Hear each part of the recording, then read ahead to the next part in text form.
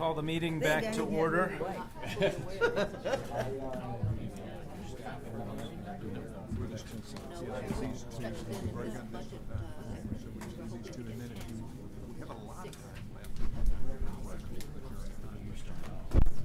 you could open your board books and turn to item 3.2, we're going to review the item on the prevention of sexual assault.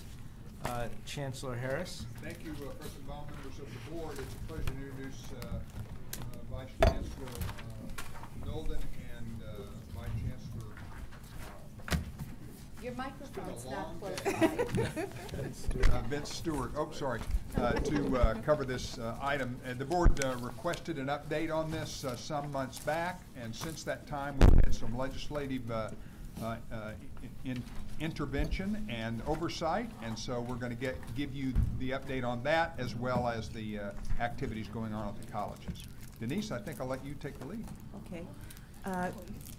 Board President Baum and members of the board, Chancellor Harris, I'm here to report with Vice Chancellor Stewart on the work that's being done at the Chancellor's office around issues related to the prevention of sexual assault.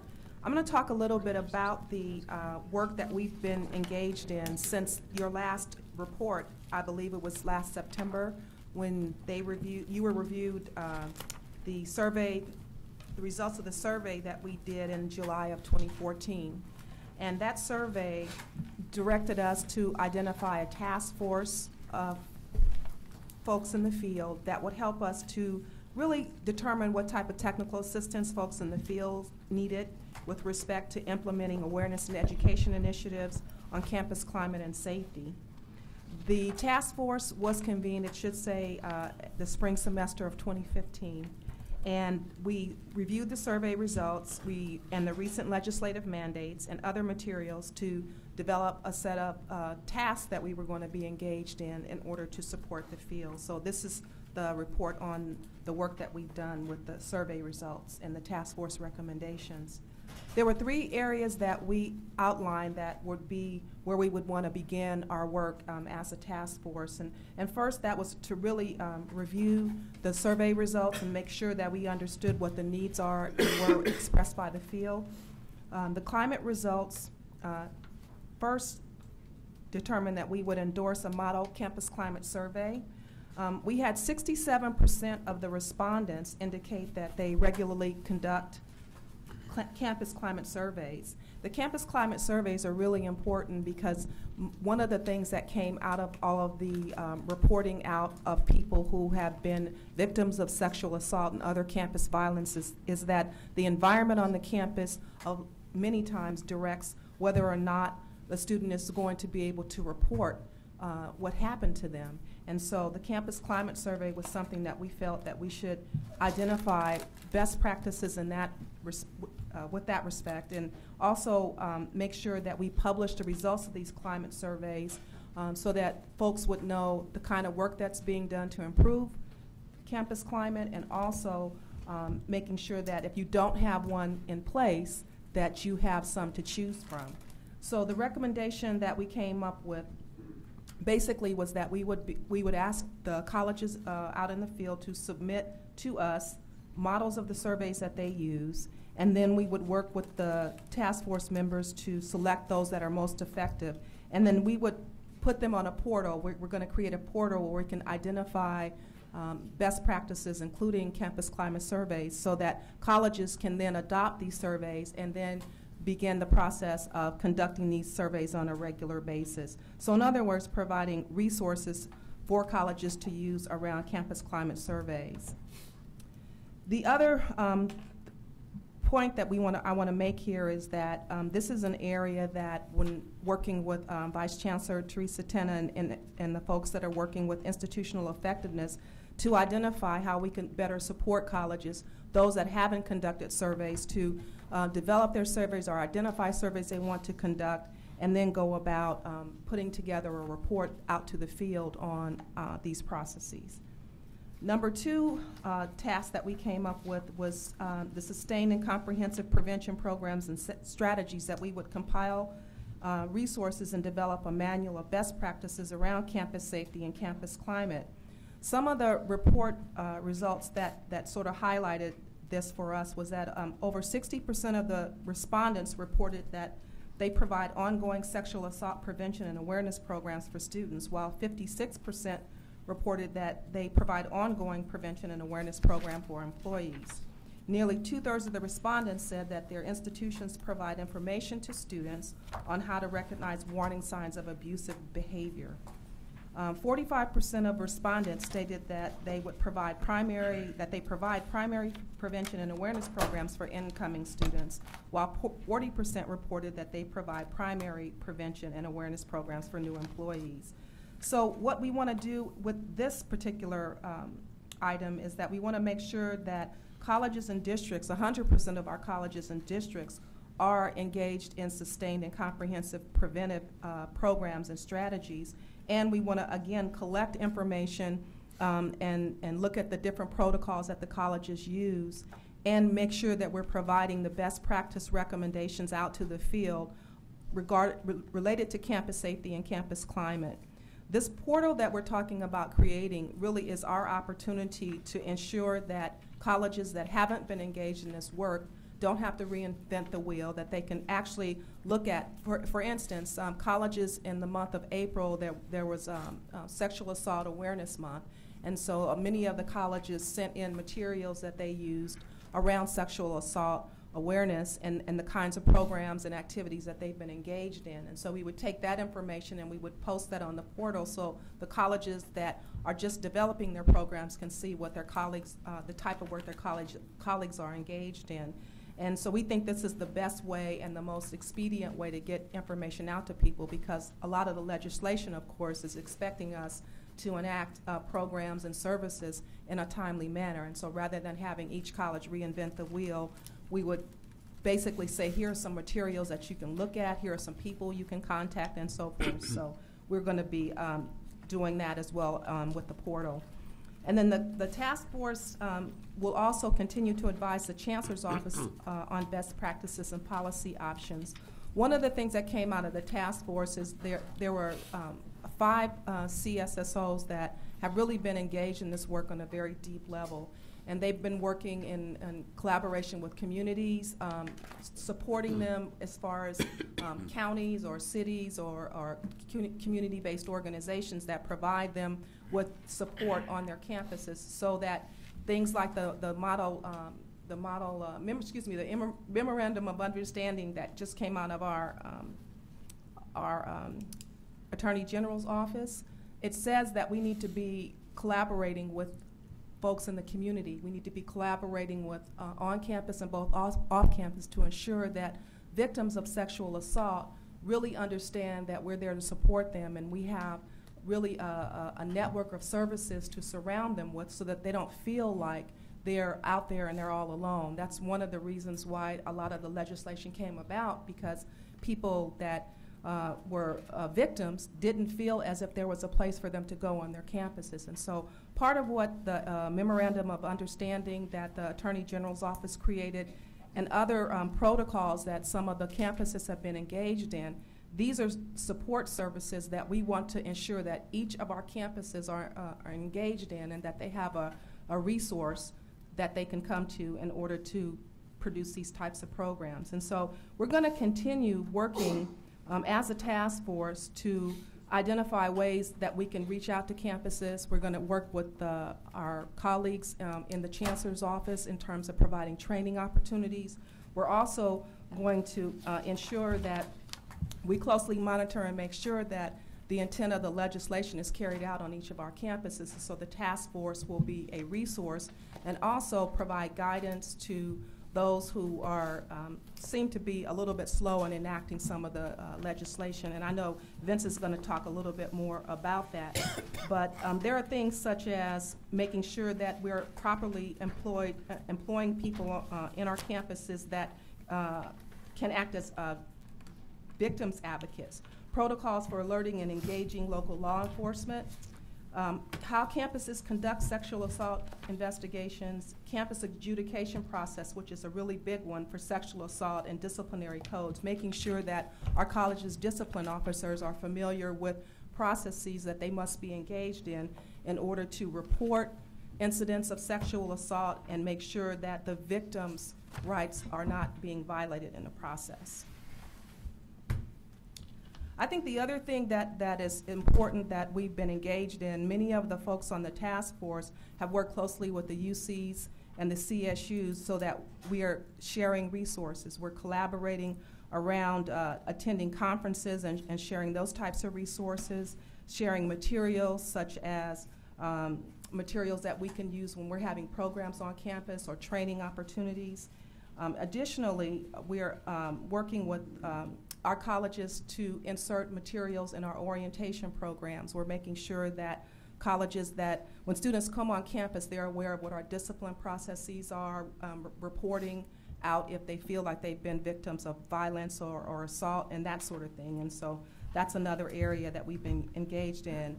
We've encouraged our chief student services officers to collaborate with health services and making sure that new faculty are aware that we are mandated reporters, and making sure that the services that are established on our campuses really are a collaboration of community partners, students, faculty, staff, and administration, making sure that our campuses are safe and our campuses are places where we can prevent these assaults from occurring, not just support victims, but make sure that the environments prevent these assaults from occurring. Additionally, there's legislation that we're tracking as the task force and making sure that we're posting information. There are training programs. On July 31st, there'll be a program that's going to be offered to administrators and faculty within the system at Orange Coast College, and that program will be looking at best practices, moving from understanding what the legislation is telling us to implementing these types of programs and services on campus. So all in all, there's a lot of work yet for us to do. We are still, as the legislation is being produced, trying to absorb it and making sure that we're getting the word out to the field. We did communicate the memorandum of understanding that was created by the Attorney General out to each of our CSSOs in the field. And also, as I mentioned, there's going to be upcoming training that we're going to be offering to the field to make sure that people are aware of the legislation and the kinds of things that they need to be engaged in on all of our campuses. So with that, I will turn it over to Dennis. Great. Thank you, Board President Baum, members of the board, Chancellor Harris.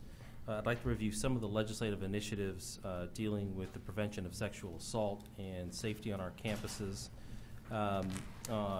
Pending legislation on the prevention of sexual assault is detailed in your BOG binders. I think it's page 127 that outlines the 5 state pieces of legislation that are currently in play. So I'll summarize those, but I'm happy to address any specific questions that you might have after summarizing. But generally speaking, these bills are more focused on the response of the educational institutions, standardizing investigative procedures, addressing events that involve students while off campus, and then disciplining students who commit sexual assaults, including minimum suspensions, noting sexual assaults on transcripts, and then with that information perhaps denying enrollment, particularly for students who have previously been expelled or suspended or currently expelled. So by comparison, the state legislation enacted last year, SB 967, by Senator Pro Tem Kevin De Leon, was really more focused on raising the awareness of this issue with faculty, staff, and students, and how do you build in some additional resources to support the victims of sexual assault. So I think we're seeing a little bit of a transition from what do we do about assisting the victims and making sure that their needs are being addressed to what can the institutions do more on a preventive aspect, but also what are you doing in terms of the disciplinary actions against these students. So that's a little bit of a shift. In addition to those legislative measures at the state level, we've also received inquiries from our federal legislators, particularly Senator Barbara Boxer, who sent a letter to all 3 segments of public higher education asking the institutions, what are we doing in a number of areas around assisting students, around putting resources on campus to provide that assistance, and then what are we doing around disciplinary actions. So a lot of the state effort last year, the pending legislation this year, to some extent are the impetus for some of the activities that Vice Chancellor Nolden just described. So again, I'm happy to go through the specific bills that are outlined in the board binder, but I thought I would leave that for questions. And then I did want to touch on a couple of other legislative items that are related, because I think we're also seeing members of the legislature, in particular Assemblymember Shirley Weber from the San Diego area, who is chair of the Assembly Budget Subcommittee, has a measure that would survey students to look at what is the campus climate on our colleges and universities, and this would apply to the community colleges, UC and CSU, and then report that information back to the governor, the legislature, the attorney general's office, and have us post that information on our websites. So there's some added transparency around what people think that they're seeing and they're experiencing, and I think quite honestly that will help us respond. And then lastly, we're seeing, I think, more activity on the federal side beyond the inquiries we received from Senator Boxer. There's pending legislation by Senator Claire McCaskill that would really seek to provide some resources, to provide additional resources to support the survivors, the student survivors. And that would include minimum training for campus personnel, surveying students on their experiences with sexual violence, publishing those results, and then requiring uniform disciplinary processes in coordination with law enforcement. So I think we're seeing some consistency in terms of what the feds would like to see happen in this area, along with what the state legislature is doing currently with the legislation that's pending both in the Assembly and the Senate.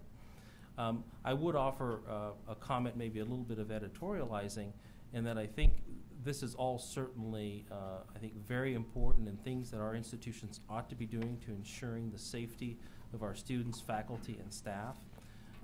But at the same time, there is some concern that's been expressed by all three segments of public higher education that this could be moving our institutions into an area to where we're functioning and behaving more like law enforcement agencies in the criminal justice system, and that there ought to be a balanced approach in looking at what are we best positioned to do, what are they best positioned to do, in light certainly of the allocation of resources for taking care of this issue or addressing this issue. And then lastly, I think there has been some conversation certainly in the state legislature with members and legislative staff that the community colleges in many respects are viewed as institutions of second chances.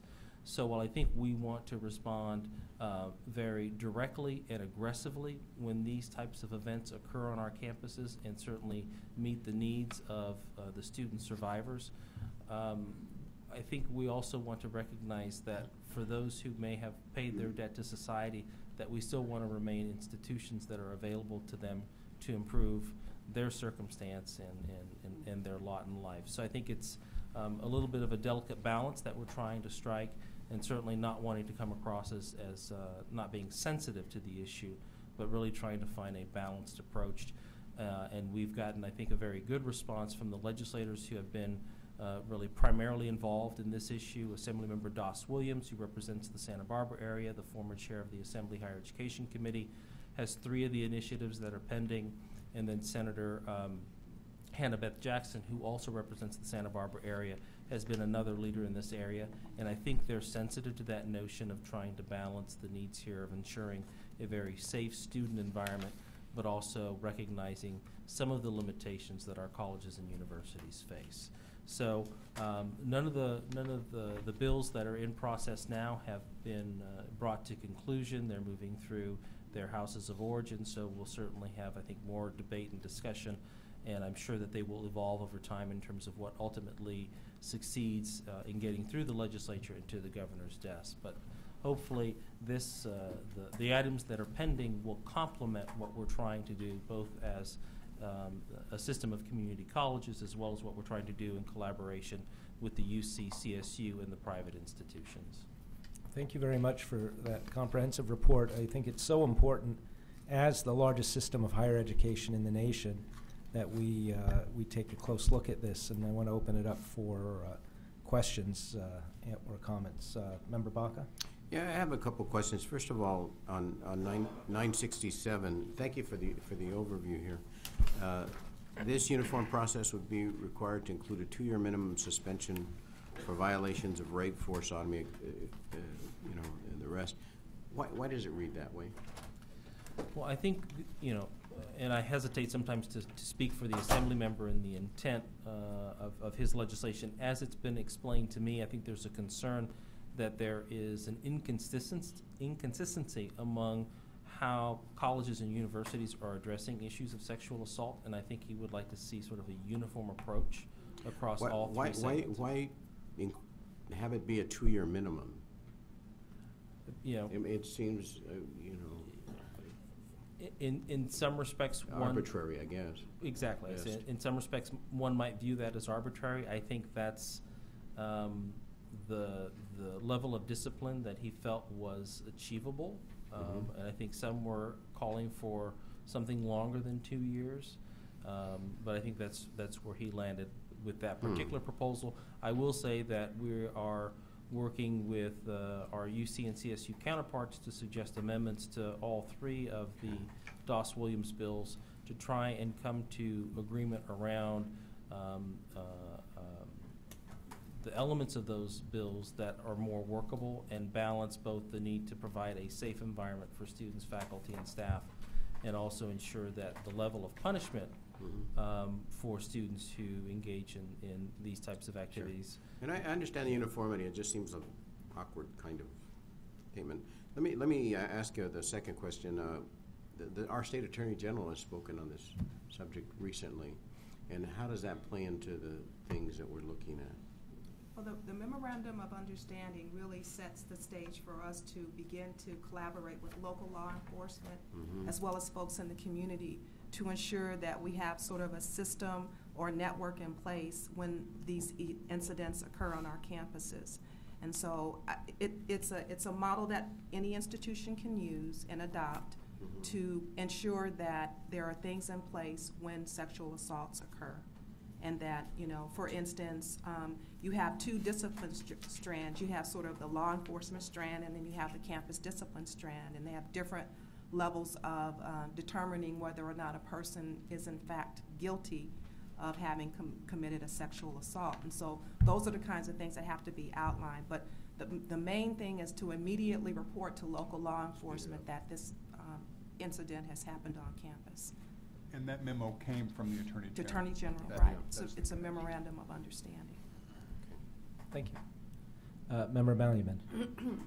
I will share, when we were back in DC in February, Senator Boxer said that there's a documentary coming out called The Hunting Grounds, and it talks about community colleges as a place where sexual predators will go. So I never thought in those terms. And I wanted to ask a question. Did 100% of our colleges return the survey? No. There were a combined total of 46, with some of those being districts. So there were multi-college districts that returned the survey, and then there were 46 totally. So some of them responded for all 3 colleges, for instance, or all 2 colleges, for instance. So what, do you have a thought about the colleges that did not send a survey back? Is there no program there, or?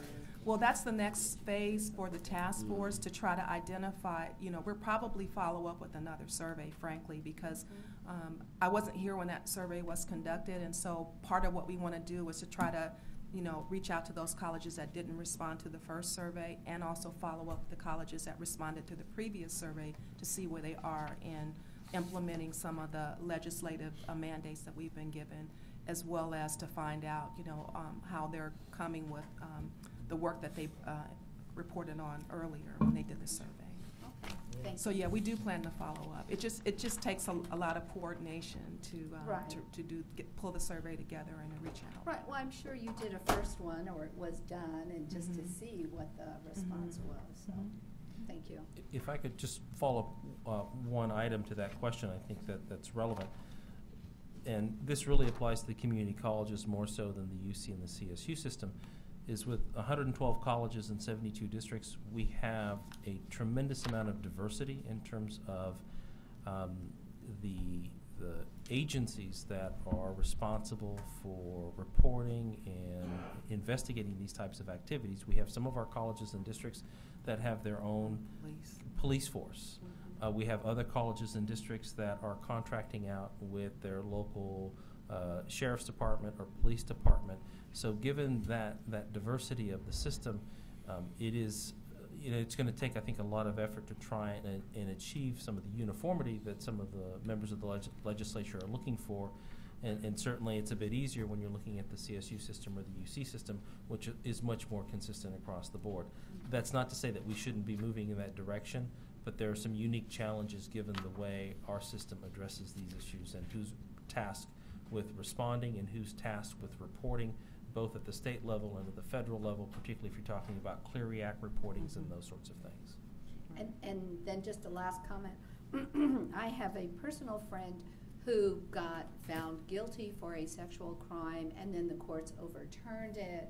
So just as you said, we have to be very sensitive about labeling people and not being able to go to school, and it's overturned, but it's not like the passport agencies don't know it, so that gets to be very complicated too. And I think the members of the legislature are sensitive to that. I think their overriding concern is ensuring the safety of the students who are in the classroom, and sort of how do we balance their right, if you will, to be in a safe environment with, I think, the right of those students to also pursue an education.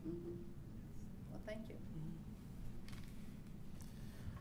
Well, I'm very pleased to have this report because I know from my personal experience on the board at Pasadena City College too, there is inconsistency sometimes in how to respond both to allegations of harassment and then also assault. And for you to begin this process or accelerate this process of developing best practices in uniform standards and working with the legislature on ways to develop those is going to be very helpful, and I hope that it continues. I'm glad you reminded me too. We have two members of the public, and then while we call them up too, I have another question, but let's go ahead with public comment. First, we have Omar Paz, and then we have David Morris.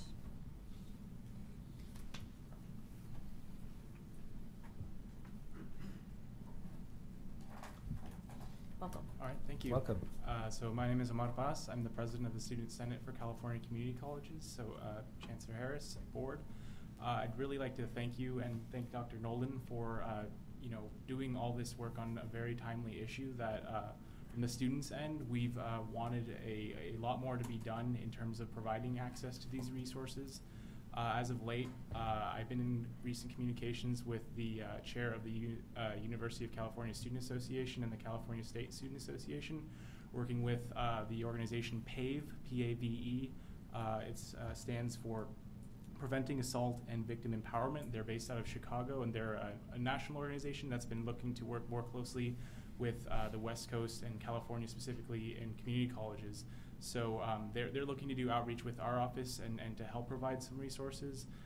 So that being said, some of the numbers and statistics I've saw in the report were a little alarming in terms of the response rate of colleges, as well as the 60% that currently provide resources and the 45% that provide resources for incoming students and employees. I think that it would go a long way to increase those numbers, especially for taking preventative measures as opposed to reactive ones, which would result in what we're all trying to find a balance for.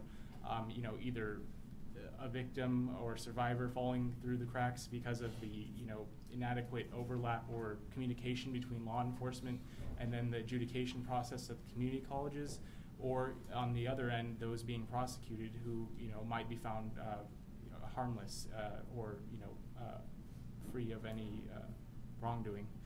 So that being said, the Student Senate in their General Assembly a few weeks ago in Ontario, they also took a very strong stance on this issue, where they had a resolution presented that would call for the members of our association to have mandatory training on this topic, but it was amended on the floor to actually promote this kind of training for all student senates. So there's a statewide commitment for all student senates in the California Community College system to have a mandatory training for our student representatives. As elected representatives, we felt it was a strong move forward, and our obligation as elected officials to have that kind of training in addition to our ethics trainings. So I just wanted to point that out and say, and thank you all for your poignant questions and for your work on this issue. Thank you, President you. Buzz. David Morse, please.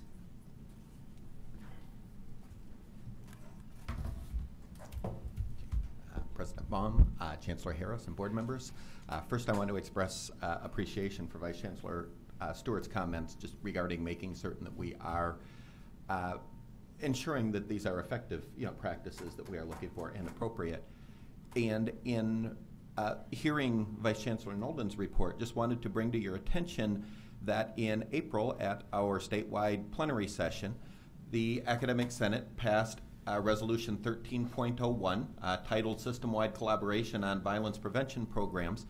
And I won't read through all of the whereas clauses and everything for you, but the resolved clause is that the Academic Senate for California Community Colleges work with the Chancellor's Office and other system partners to develop and distribute guidelines to assist with developing and implementing effective anti-sexual assault and violence prevention programs at their colleges.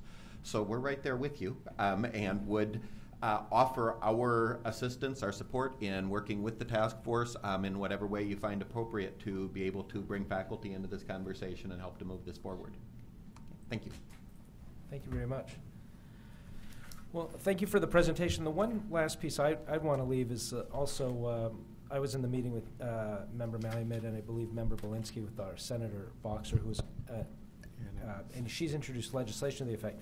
I do feel, in addition to the prevention measures, that we need to make sure that every college up and down the state, that every student and employee at all those colleges do know that there's a point of contact if they feel that they've been a victim or if they've been victimized by sexual assault or anything like that. And I don't get a sense that we really know what each campus is doing yet on that case. Does each student affairs officer publish in the student guidebook, if you've been a victim, here's who you call and how do you access that? And how can we do that so that at least on that level that there's a point of contact that every student knows exactly where to turn if they've been victimized? That information would typically be in a catalog or other campus literature that's being produced, or they may have flyers that they post around campus. A lot of times they have women's centers where they're big advocates and support students in that way. But 112 colleges, 112 different ways, and so part of what we're just trying to do is to ensure that there's something in place on each campus and then provide additional resources for them to extend what they're doing to ensure that the full college. And the other thing I would add is that, and I think I mentioned this, is that orientation programs, all entering students now will be exposed to this information. That's what I'm hoping, that, can we ensure that it's happening at every campus? Mm-hmm. And so I saw Member Belinsky and then Member Epstein. I just wanted to support what you said about having some kind of point of contact or something going on at the colleges. And even, I totally agree with the orientation thing. And the reason I'm saying it, and I'll just make the point quickly, it's kind of an area in some sense that I'm clueless about because I don't meet and talk with people.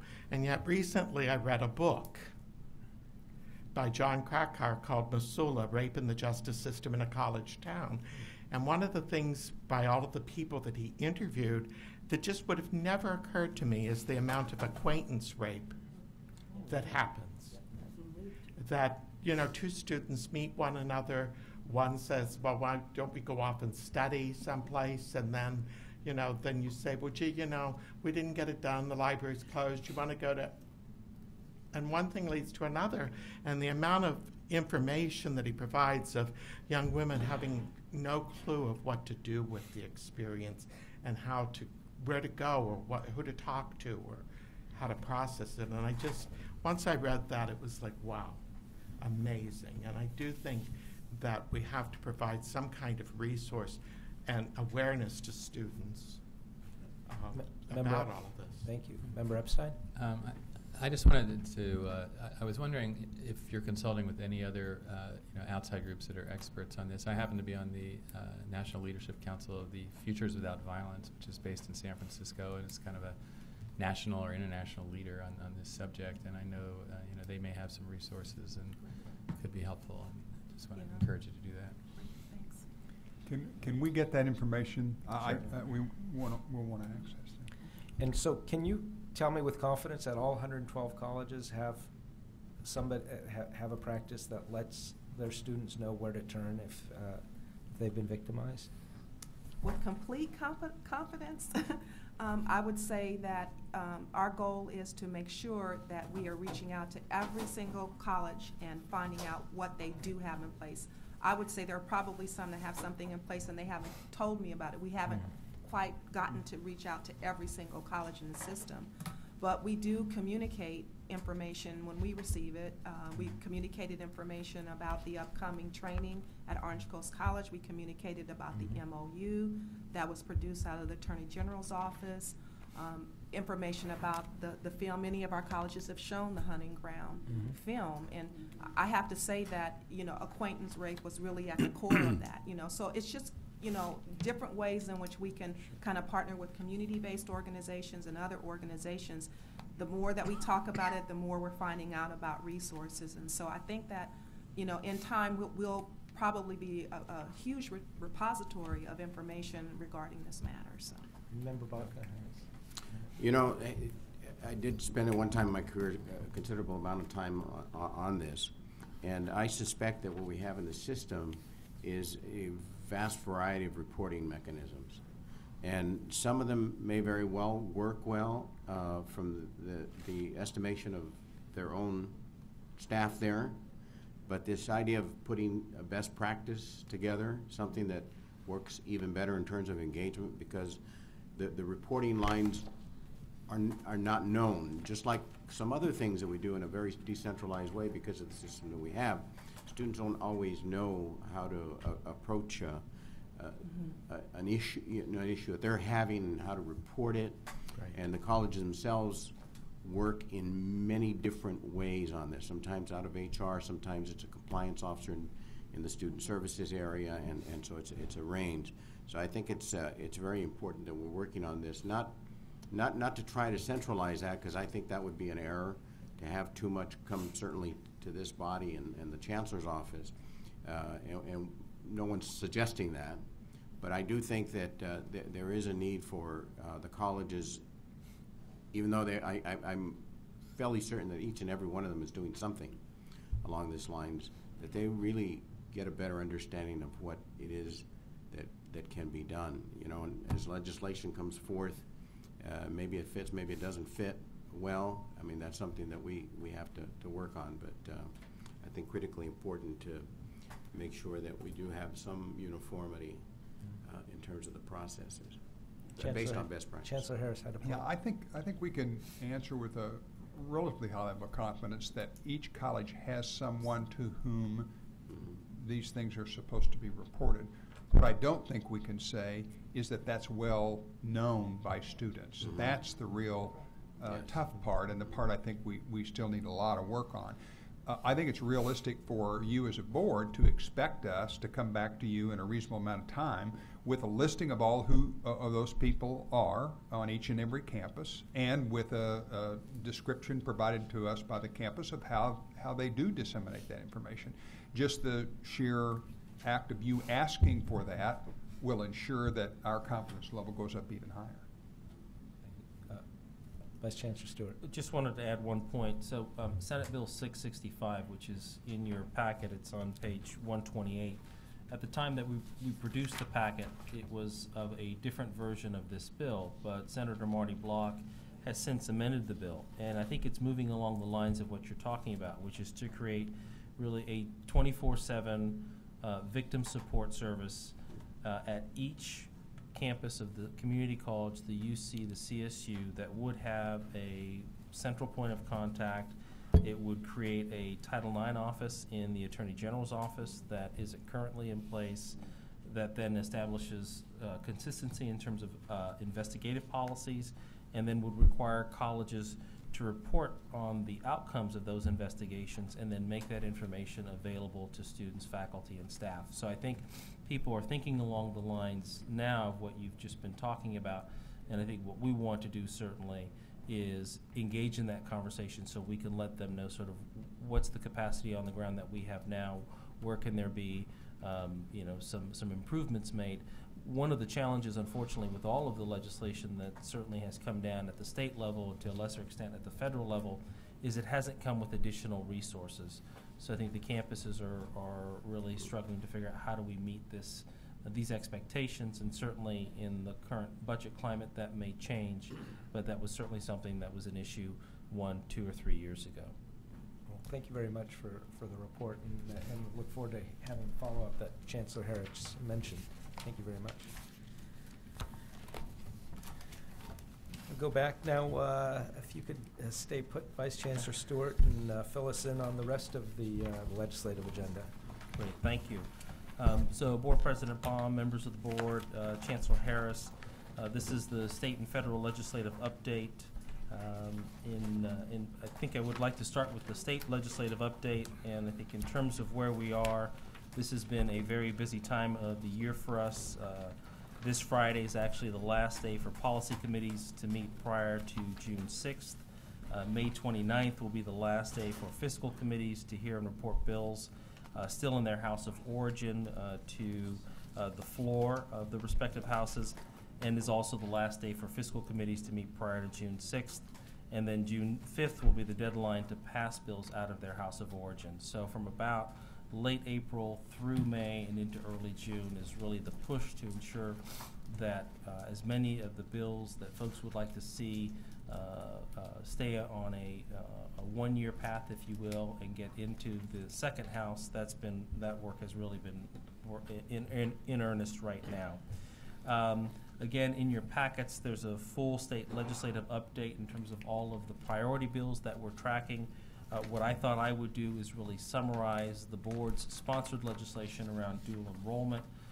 And I'm going to go back a little bit just in terms of the context of the legislation, since I know that we have new members of the board who haven't been involved in the earlier conversations. So Assembly Bill 288 is authored by Assemblymember Chris Holden and is co-authored by Kristen Olson, who is the Assembly Republican leader in the Assembly.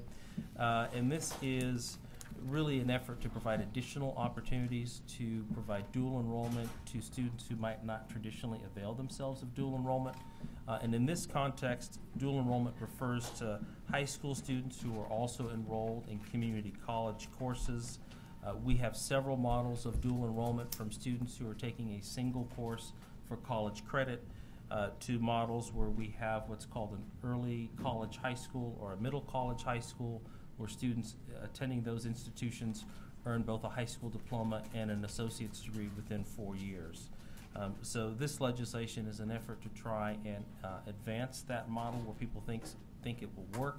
There's certainly some recent research that supports that this is an effective approach to having students do better in high school. They have higher GPAs, they graduate at higher levels, they matriculate into post-secondary education at higher levels, and then they persist and complete more units. So it's not a silver bullet by any stretch, but it's certainly one promising strategy. So in terms of Assembly Bill 288, it would look to provide some additional flexibility around encouraging dual enrollment in the context of career technical education pathways and pathways that lead to transfer to four-year institutions. It would also elevate the conversation around dual enrollment and encourage partnerships at the school district level and the community college district level, so there's buy-in at the leadership of those two institutions, and there's a higher degree and sense that it will be sustained over time.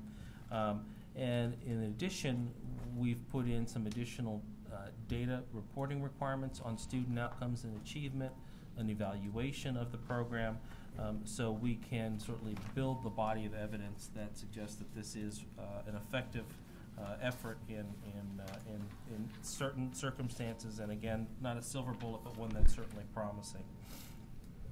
So Assembly Bill 288 is currently in the Assembly Appropriations Committee. There's no registered opposition, and the most recent amendments that we took to the bill that added the student outcome data, the program evaluation data, and then a requirement to really reiterate existing state and federal reporting requirements around teacher qualifications and getting in a little bit into the weeds, who's the employer of record, and just some of the nuts and bolts of how this works. With those amendments, we were able to secure the support of the California Teachers Association. So at this point, we have widespread support among 12 school districts, county offices of education, community college districts, and the California Teachers Association. So we are certainly cautiously optimistic that with that level of support, we can pass out of the Assembly Appropriations Committee, move to the Assembly floor, and then hopefully on to the Senate. So this is an effort that we have been moving now for a couple of years. We tried a similar approach last year, weren't as successful as we had hoped. This is a little bit more of a narrower approach and really focusing in on those districts that want to engage in this activity and want to do it around, again, pathways of career technical education and transfer. So again, that's been a tremendous partnership between the Board of Governors, the Chancellor's Office, the Community College League of California, some of the larger districts in California. The LA Community College District is a sponsor, as is the Orange County Business Council, so it's got a very broad range of support. So that's Assembly Bill 288. I'd also like to touch upon briefly state legislation that was introduced in response to the closure of Corinthian colleges. And just as a reminder, on April 26th, Corinthian colleges announced that it had ceased operations and discontinued instruction at 28 Heald, Everest, and Wyotech campuses. The closure followed a series of actions by the U.S. Department of Education and the California Attorney General's Office aimed at protecting students and taxpayers. It was asserted that Corinthian was using false and misleading job placement data to data to market its schools and recruit students, and that it also changed student grade and attendance data to hide performance problems. So at the time of their closure, nationally, Corinthian had approximately 15,000 students at 30 campuses in 5 states. The number of students in California, the numbers range a little bit. We think it's somewhere on the order of 9, maybe 10,000, could be a little bit more. But in response to the closure of Corinthian, the state legislature has proposed 2 measures to help students. One is Assembly Bill 573 that is authored by a number of members in the state assembly. And this legislation would provide Board of Governor fee waivers to former Corinthian students. It would also grant eligibility to Cal Grants, and then it would provide some funding for these students to access legal aid so that they can then try and recover the tuition that they may have paid to Corinthian that they're due to have returned to them. That legislation was approved by the Assembly and is now in the state Senate and has, I think, a lot of support behind it. In addition to AB 573, there's also SB 150 by Senator Huff, the Senate Republican leader, and this is a really targeted effort to exclude the gross income of student loan indebtedness that was discharged related to Corinthian colleges, so those students would not have to treat that as income on their income taxes. And this is something that's still in the state Senate. So I think we're seeing the legislature trying to move pretty aggressively to provide some relief to the students who are attending institutions in California. Obviously, with the Assembly bill, it's moving to the Senate, so I think there will be ongoing conversation about how that might change, and likewise for the Senate legislation. Lastly, I'd just like to mention in terms of federal legislation, there are a couple of bills that I want to bring to your attention. One is H.R. 937, which is a proposal to provide grants to local education agencies to support dual enrollment. So we're seeing both support for dual enrollment at the state and the federal level. And for some of the board members who attended the National Legislative Summit, we met with Representative Takano, who represents the Riverside area, and he had mentioned a strong desire in wanting to support dual enrollment.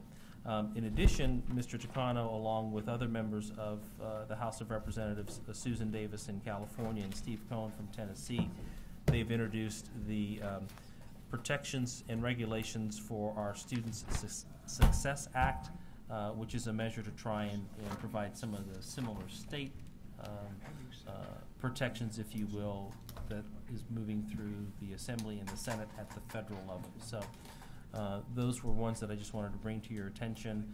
Obviously, we talked about the prevention of sexual assault and campus safety in the earlier presentation, so I thought I'd stop there. And if you have questions about any of the other bills in the updates or on the matrix, I'm happy to respond to those. Any questions? Member Baca? Can you talk a little bit about AB 13, please? Certainly. So Assembly Bill 13 is legislation by Assemblymember Rocky Chavez. This is a measure to deal with the issue of providing in-state tuition for veterans. There was a change made at the federal level with the Secretary of Veterans Affairs, which basically said that institutions that are not charging in-state tuition for veterans, that those institutions or those veterans would not be able to avail themselves of their veterans' benefits. That federal change is taking effect July 1 of 2015, so there are efforts both with legislation as well as conversations with the administration to see if there's something that might be done through the budget to address that. I think everyone is very much aware of the deadline and wanting to ensure that veterans are not prohibited from using their veterans benefits in California without that change that's needed either legislatively or through the budget. And what's going to become of that, do you think? You know, I can't predict of what might come of the legislation. It's not had a smooth path. I'm more confident and hopeful that we'll be able to come through some sort of compromise with the budget because that change needs to occur by June 30 of this year. So, you know, it's possible that with AB 13 we would not be able to meet that deadline. So, but again, I think there's broad recognition of the problem, and I think there are a number of strategies that are being brought forward to try and meet that deadline. Is this the same Chavez bill that got stuck in the Senate last year? Mm-hmm. Yes, very, very similar. And it happens to have the same bill number. I ended up on the Chavez bill that got stuck and got out. Yeah. We do shoot the offer in the legislature. Yes. So, Member When Malumed. that happened. What's the mood about Member Ting's two bills on accreditation, 1385 and 1397? Are they getting a lot of support, or is it going to be a rocky road? Well, the mood is both bills are advancing. AB 1385 is the legislation that deals with the ability to use the dues that are paid by member institutions for not legal services, but if there's legal action. That bill stipulates that has to be put to a vote of the CEO boards or the CEOs of the institutions. There's some question there as to whether or not that violates the federal standards for accrediting agencies, and there's language for our office to make a determination as to whether or not that measure has been met and whether that bill could stand as currently drafted.